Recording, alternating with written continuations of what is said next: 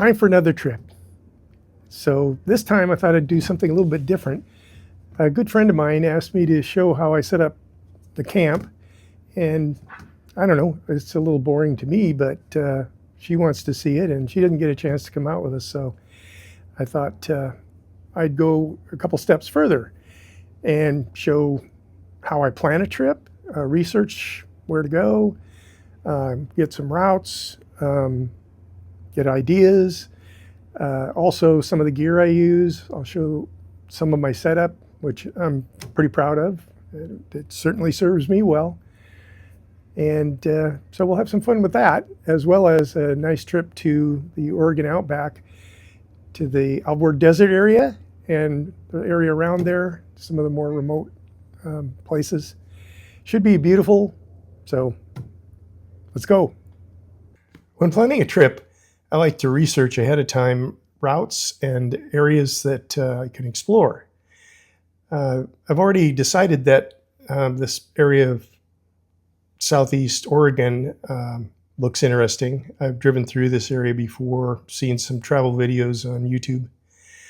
Steens Mountain is the general area, and there's this dry lake bed down here called Alvord Desert that I want to explore. But more precisely, there's an area up here that is pretty remote and consists of some wilderness areas. Now this is Google Maps, and that'll get you to the main road, but from there you're going to have to use some different tools. So the first place I go when planning routes is Onxmaps, because they have a nice set of curated trails that they have descriptions and photos of. This is the area I was talking about going, and here's one trail close to that area. If you click on it, it brings up a bunch of information about the trail, textual description, and photos. So you can kind of get an idea what the sites are, what the terrain looks like. If all you want to do is go on a curated route, then Onx might be good enough. But for me, I like to go on places that aren't curated. And in this case, these areas up here, there aren't any trails on Onx. So I've gone in and laid out some routes along roads that I've found on Gaiagps, which is my primary planning app. These are roads that look like they go through an interesting area. So let's find an example here. This little turquoise route here that I've marked out looks like it goes up through a pass.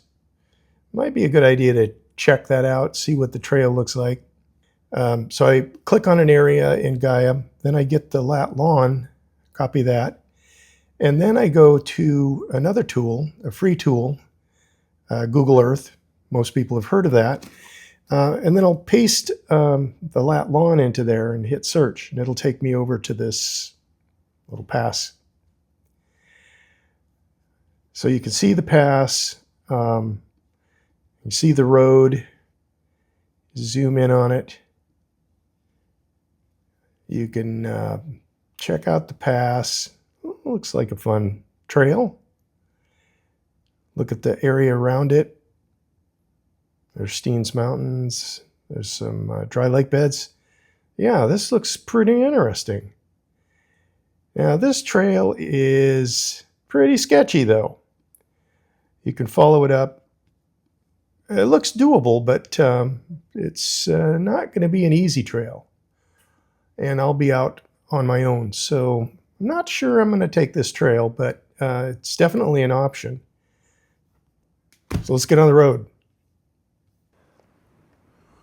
And that's Alvord Playa out there, dry lake bed. It's all steaming up. It was about 90 degrees here before it rained, so it just turned to steam. I think we may have some more thunderstorms here. So I'm just taking the first camp spot I can out here in the middle of nowhere. I'm going to do some exploring tomorrow.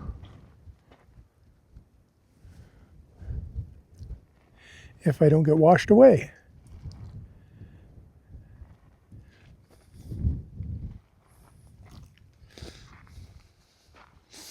parked on a big old rock to make us level.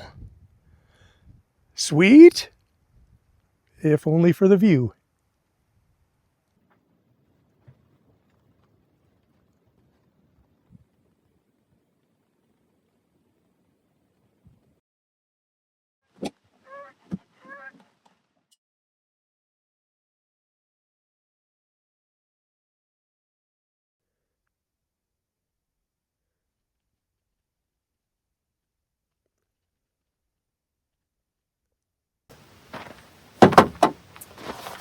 A friend asked me to explain my coffee situation out here.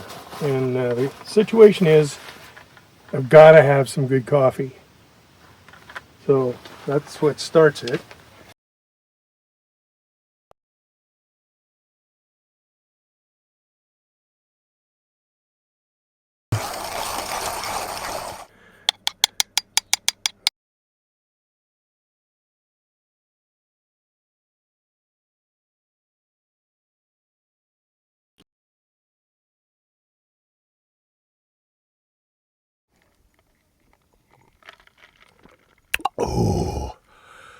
Oh my God.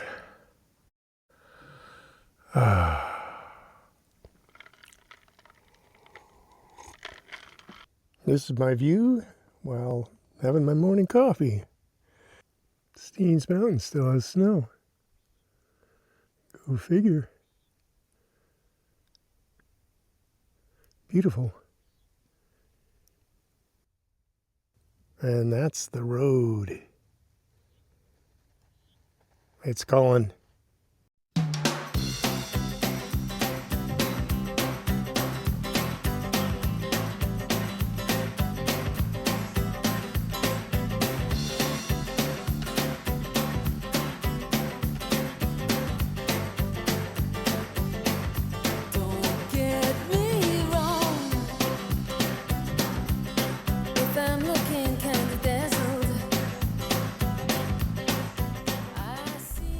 It's always nice to find a road that isn't traveled very much.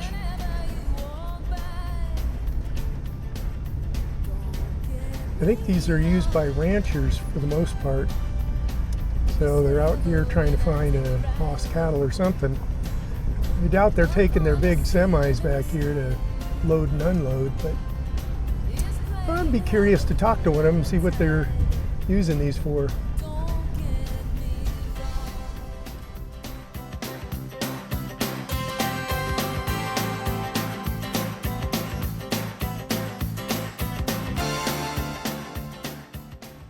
No, I went back through that basin, got over that little pass, and that was kind of scary.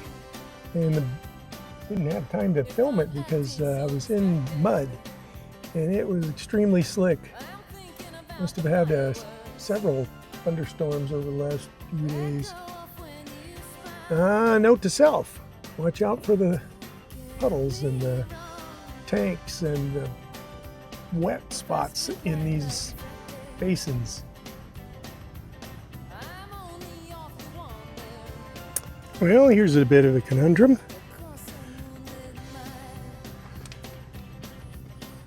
This gate I just drove through, I was down on that playa, and there was a gate which I opened and closed. This one I found open. Doesn't look like there's anything wrong with the gate. So, question, what do I do? Normally you're supposed to leave it the way you found it.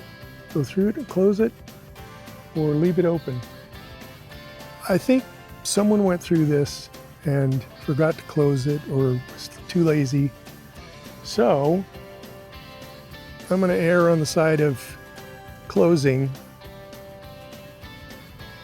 So, I don't know.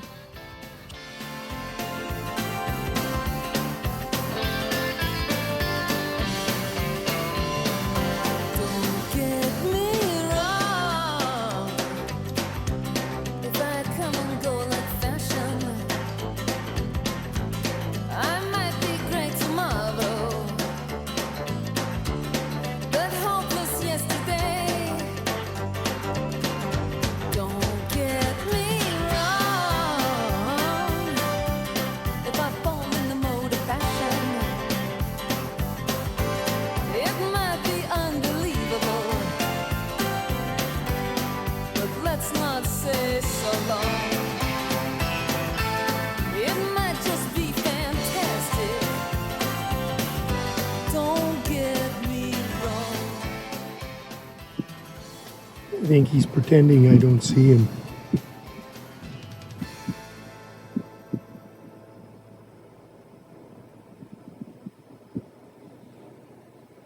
Surveying his territory.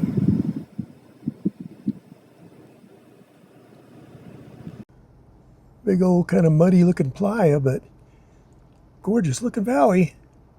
Needs to be explored.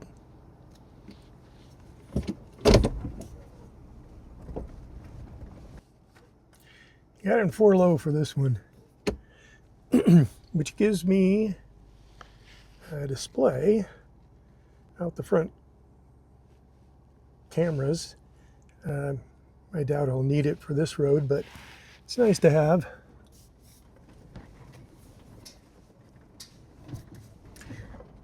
Got some really good tires, and I'm saying that to make sure that they know I appreciate them, unless they might take offense, and this is not a good place for a flat.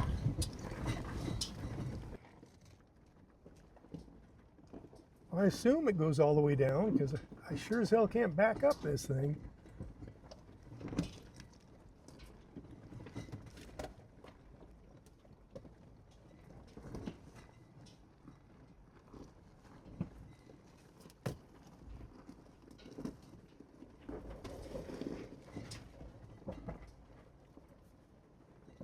No problem when you get around the corner. A little off camber, ledge road. Fortunately, it doesn't bother me too much, as long as I'm on the road and not tumbling down the hill. All right, looks like we made it. Who'd have thought it? Just outside of that kind of muddy looking dry lake, and got a bunch of roses here all over. And the road is terrible. I can barely see it. That is where I am. The this up here is that pass that I went down, super steep, and this is that dry lake bed. So I'm going to try and follow this in hopes that it connects, because I don't want to go up another pass. There are lots of roads back there, but I kind of want to go around the other side of the dry lake bed. So we'll see.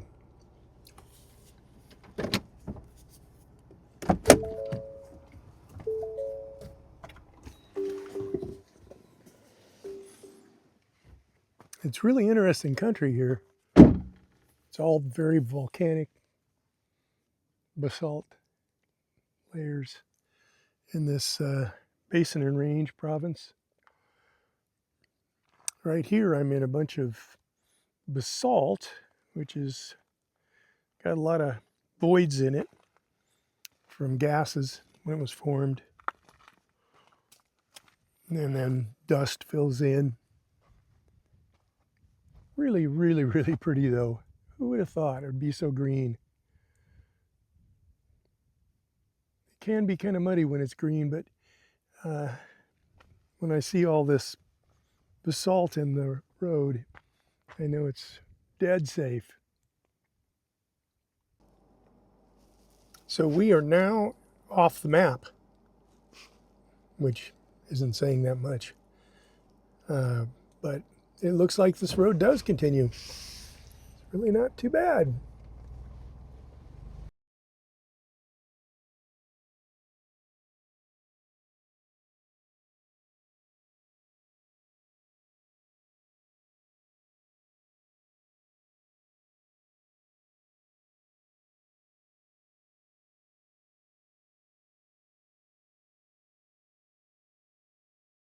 And we're going up another pass.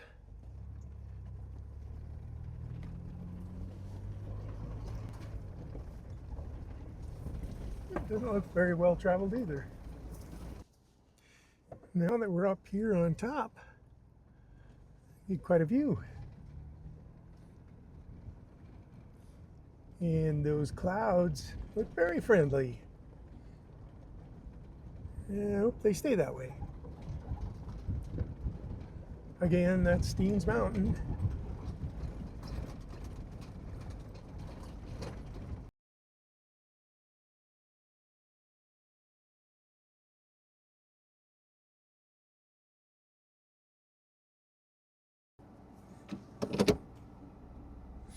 Well, I got onto a really sketchy road.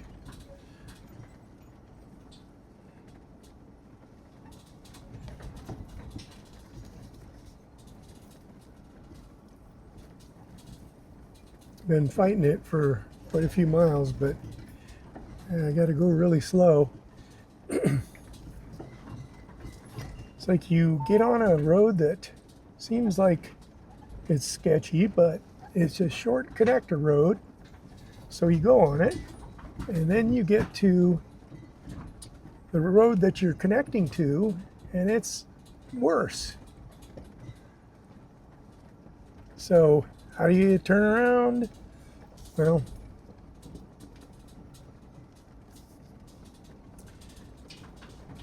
you end up in kind of a worse situation than you want to be.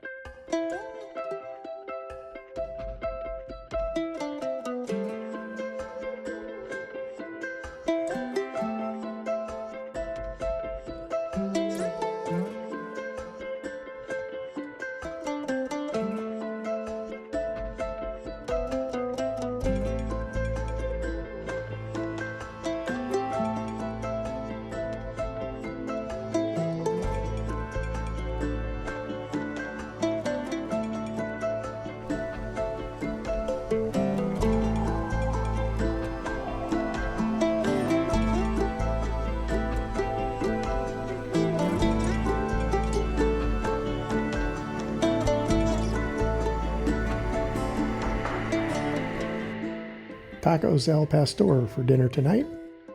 I got my carbon steel pan here, heating it up to smoke point.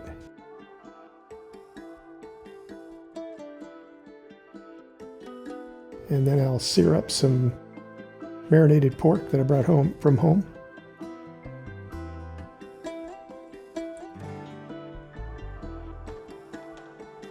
All I need to do after that is warm up some tortillas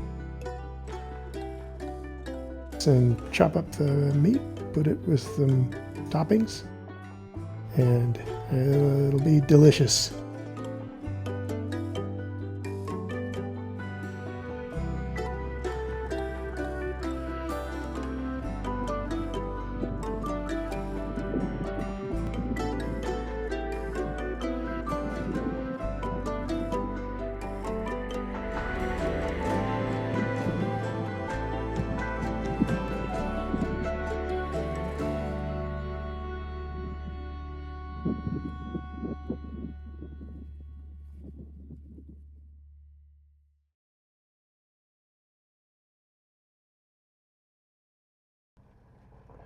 I decided after that rather challenging day to take a day off and recharge, sit around, read, maybe do some sketching, take a time lapse of the clouds forming.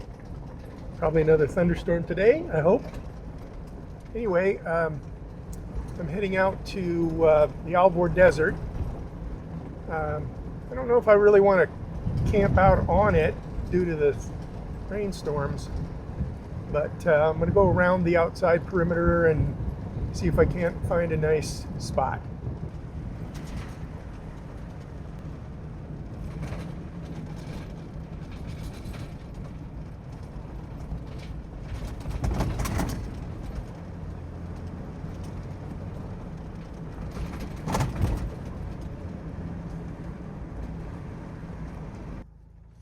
Well, I got through a couple puddles that looked a bit scary, but the mud doesn't seem to be really bad along the shoreline. There's lots of gravel volcanic gravel mixed in.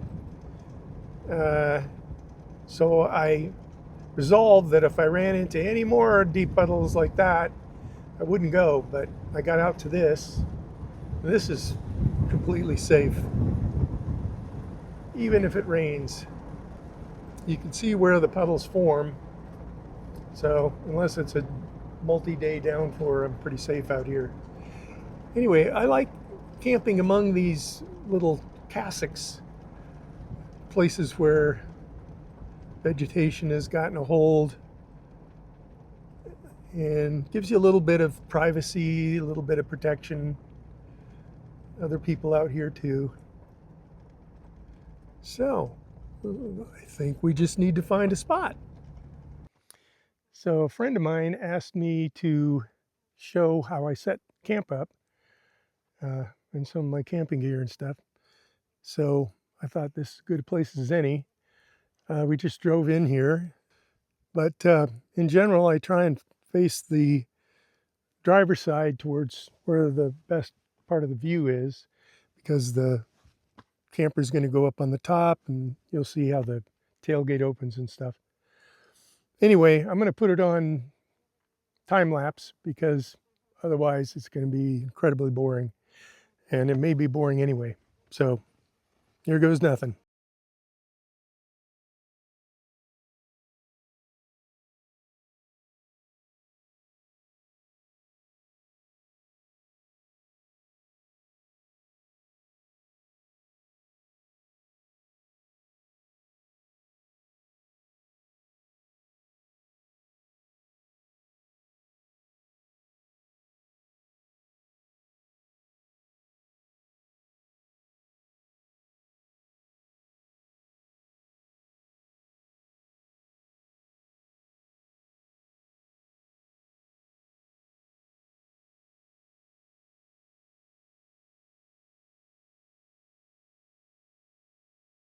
So a little bit of a walk around. This is a new thing for me, solar panels. I've got a 700 watt hour power station in the back, and it will get me through the night if I drive all day to charge it. But if you're going to stop for a whole day, it's going to run dry. So rather than getting a bigger one, which I may do anyway someday, but this seems like a good solution. It charges in the direct sunlight now, should charge, it's rated for 160 watts, but I've only gotten like 125 out of it in experiments. The tent is quick to set up. I still have to inflate the air mattress up there.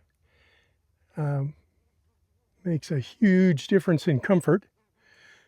It's quite stable, quite level, very comfortable up there.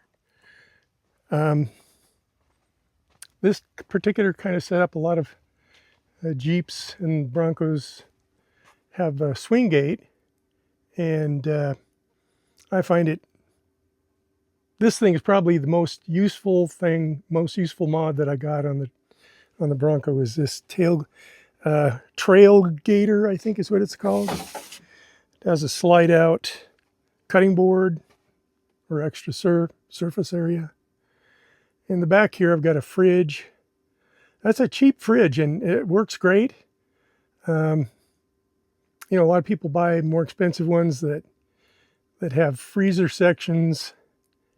I don't quite see the need for that. The only thing I need frozen is ice, and so I take a metal thermos inside with ice, and it can last for a whole week inside the fridge. I don't take that much food. I guess I'll give you a quick look at the inside of it. I got my Topo Chico and Corona and as much food as I'm going to use.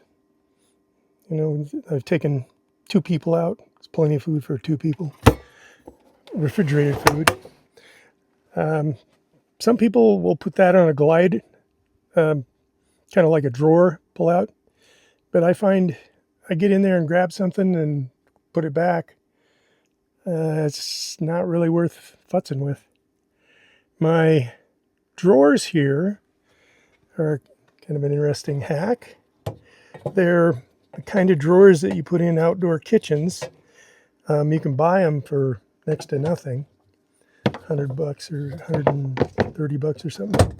They latch in, but it doesn't hold them well enough on the trail, so I put a strap to hold them in jiggly situations, and they're deep, so I can put a lot of stuff in there. In the back there, I have a bin with all of my recovery gear. I got a couple bottle jacks, stands, recovery straps, kinetic rope, a bunch of things like that you might need, but you probably won't. I never open it. It just kind of wasted space, but you got to have it for insurance. And then this is probably the second most important thing I got, this shelf here. It's attached to both of the roll bar supports in the back, so it's extremely sturdy, as you can probably tell. And I've got my power station here ratcheted down so it's never going to come loose. The awning is an Australian company. Can't remember the name right now, but super, super sturdy without any support poles. So it'll take a lot of wind before you have to worry about it. Wind and rain. Don't generally leave it up at night or loosen it so the water can drain off easily. But on a day like today, I'm going to get both relentless heat, relentless sun, and I'm going to get probably thunder showers. And then I have two of these Dometic chairs.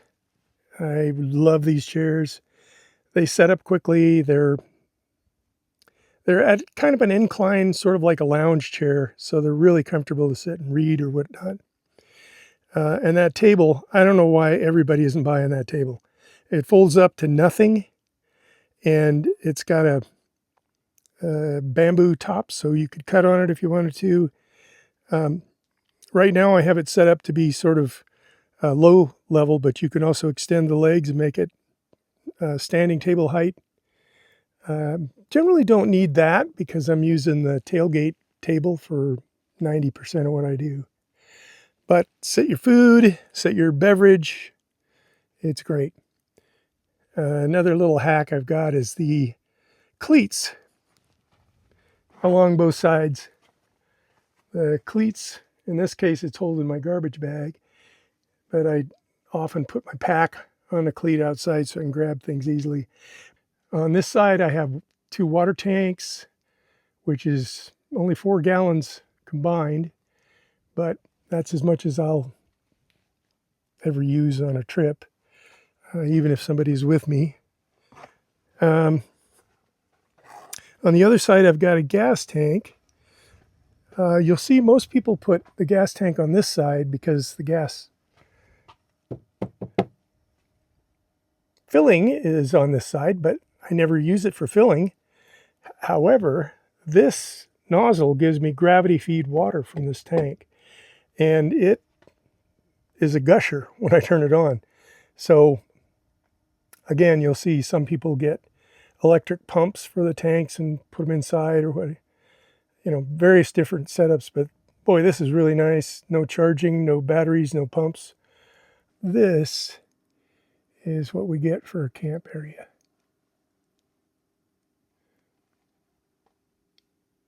Pretty sweet.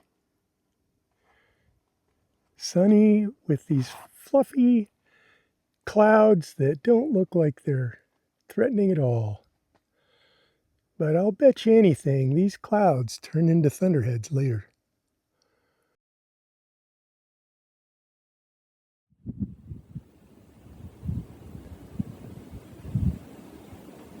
It's fun driving fast on the desert.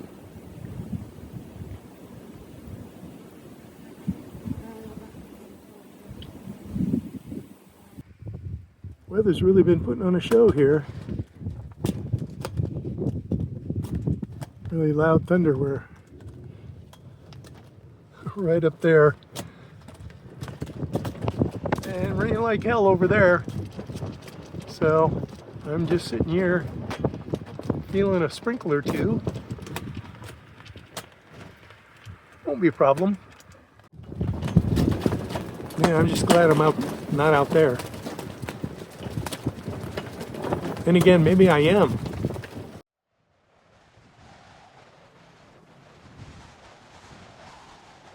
I guess this is where the narrator is supposed to jump in and wax philosophical.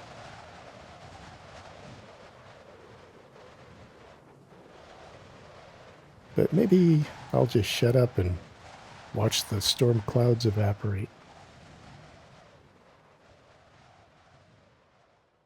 So today we're going to have some, by we I mean me, some sausage pasta with some Italian sausage, bell pepper, some penne, some tomato, and then I usually bring these little packets. You can't always plan where you're going to go, but you can plan what you're going to eat. So this is fresh ground pepper and salt. This is some Parmigiano Reggiano grated. And then for spicing it, I've got a bit of oregano and granulated garlic. This is a one burner Jetboil, and one burner is about all I ever really need. It's so easy to set up that I don't really want a stove.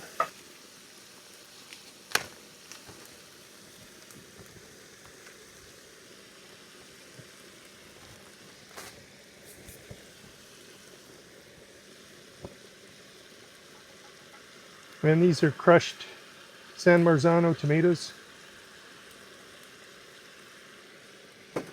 So the pasta's been cooked and drained.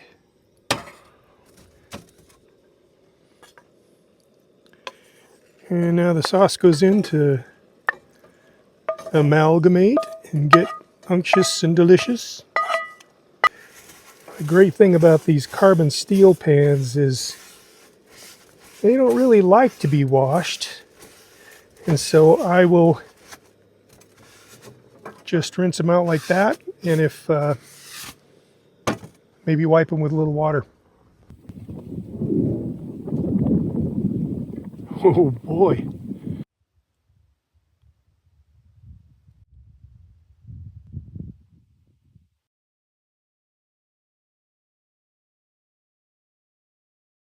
Kind of wonder what these trails are. It's not a channel for water, I don't think.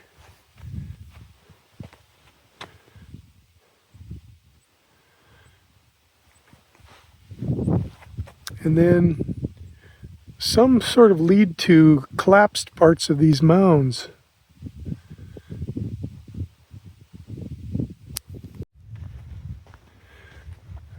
And here's an example of one of those collapsed mounds. A little bit of a channel, but doesn't really go anywhere.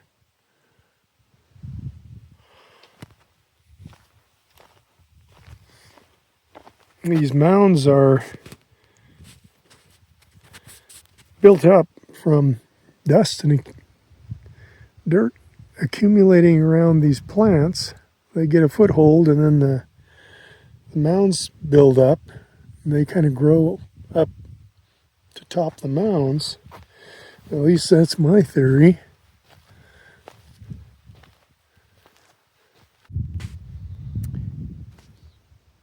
Well, that's definitely a little bit of erosion going on there. So maybe this is a water channel.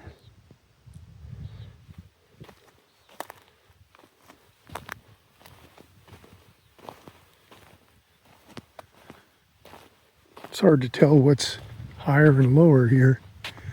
It's pretty flat. Looks like we get a bit of a sunset.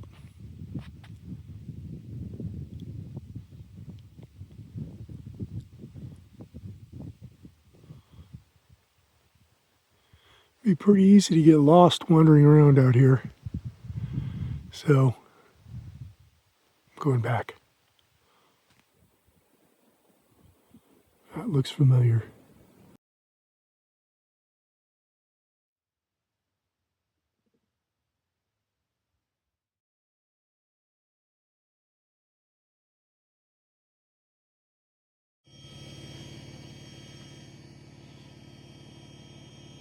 Morning in the Alvord Desert. It's a beautiful thing.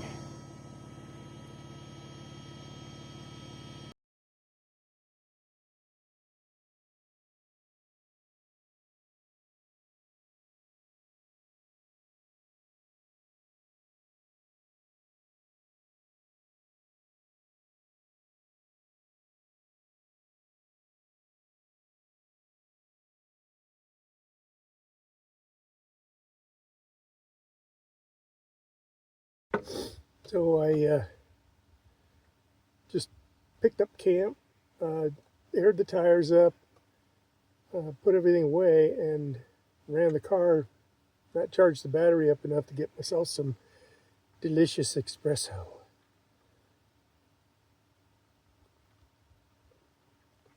Oh yeah. Oh, that's good.